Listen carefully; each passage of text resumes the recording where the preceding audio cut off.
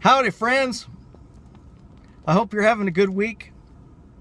I wanted to talk to you this morning about the man that's in control of the finances of the state. I think they call him the treasurer. Treasurer indeed, right? You know, I'm used to hearing about how our state budgets, you know, we've got money for slush funds and rainy day funds and all of these funds. And what's really, really cool about that is that the states always talk about how they're fiscally responsible. Oh yeah, Idaho is fiscally responsible. We're fiscally stable.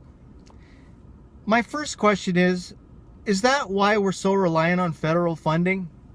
We need federal funding for roads. We need federal funding for bridges. We need federal funding for health care. We need federal funding for every social service there is. We need federal funding for our own infrastructure. We need federal funding for, you know, our God knows what else.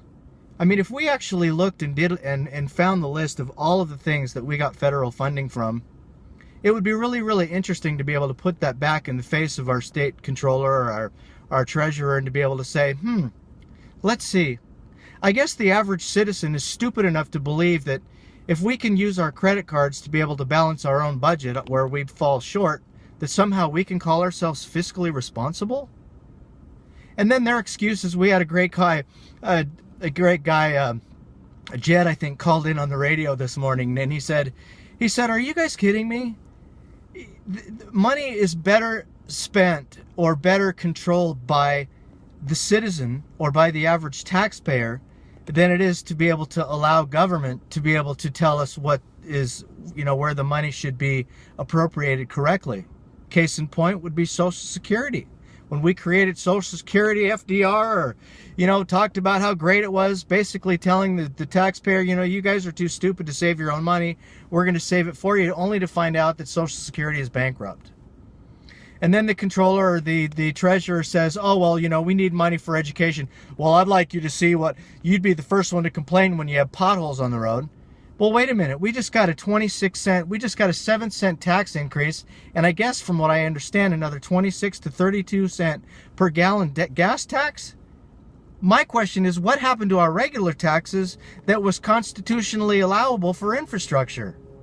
Infrastructure is roads.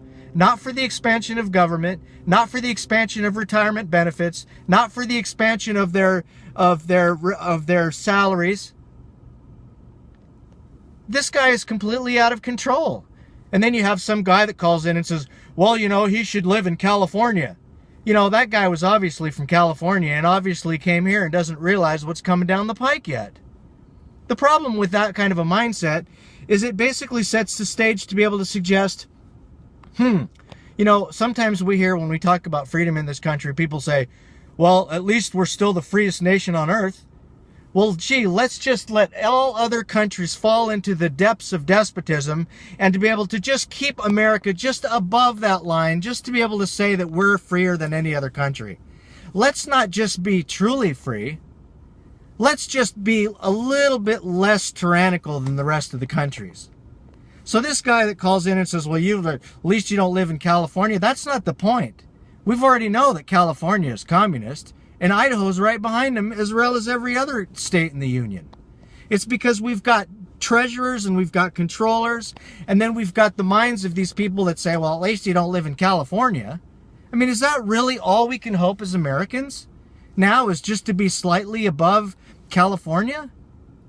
So we're willing to be able to accept if we've got a totalitarian dictator that was just slightly less than Hitler, or slightly less than Mao, or slightly less than Pol Pot, somehow we can still call ourselves free, is that right?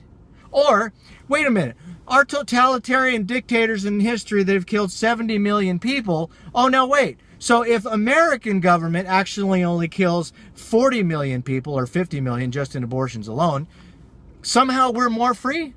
Is that right? So free is just really a degree in as compared to full-on absolute despotism. Well, then that calls into question, then what is full absolute despotism then?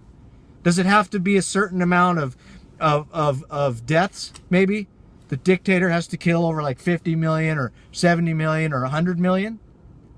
And then they asked me today, we were talking about Jade Helm, and they said, hey, do you think that the military will be used against its people? Really? Oh yeah, well, Jade Helm, there's nothing to worry about. You know, it violates the posse comitatus. You know, it labels states violent or whatever, hostile states. But don't worry about that. Don't worry about the NDAA. Don't worry about the Patriot Act. Don't worry about the billions of rounds of bullets. Don't worry about the corruption in the FBI, the DOJ, the NSA, which is adamantly opposing the fact that the Supreme Court has ordered them to be able to show their emails, and they decided that they're not gonna.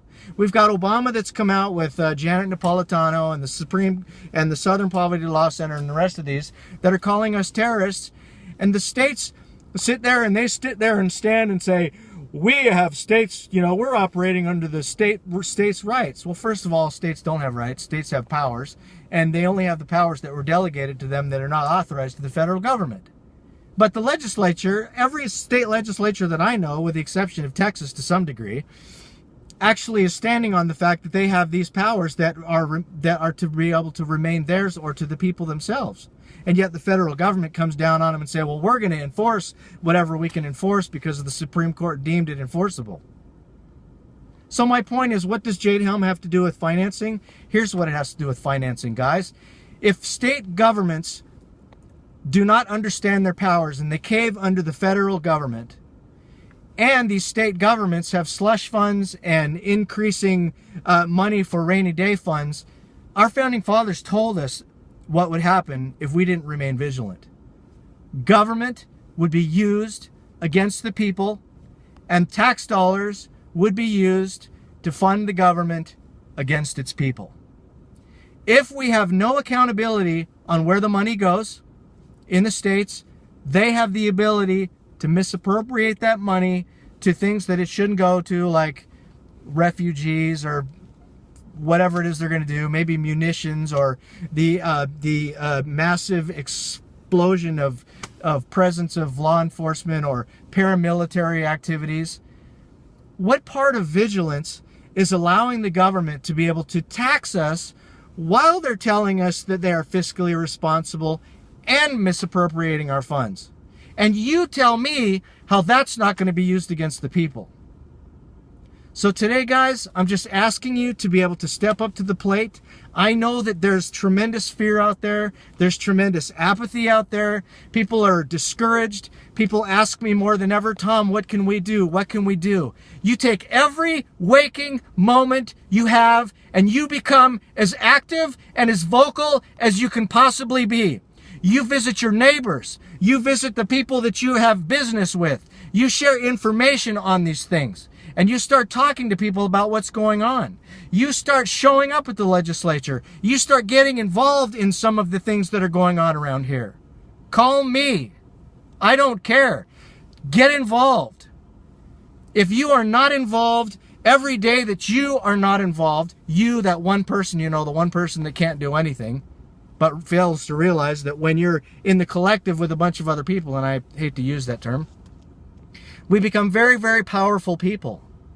As long as we are properly educated and we can articulate our position in the way that it needs to be done. They're not going to be able to fight thousands and thousands and thousands of us, but it's easy to beat those when only 12 or 13 people show up to a legislative hearing, or to go talk to a sheriff, or to be able to talk to a legislator. So you guys, my appeal continues. I know most of you guys already know me. You already know, most of you are probably just as active or more active than I am. But if you're not and you're discouraged, let's open up to one another. Let's communicate with one another. Let's lift each other up like the land of brotherly love was designed to do, brothers and sisters. Amen and amen. So you guys have a good day. Have a good week. God bless you. And until next time, this is Tom Munns. Love you guys. Talk to you later. Bye.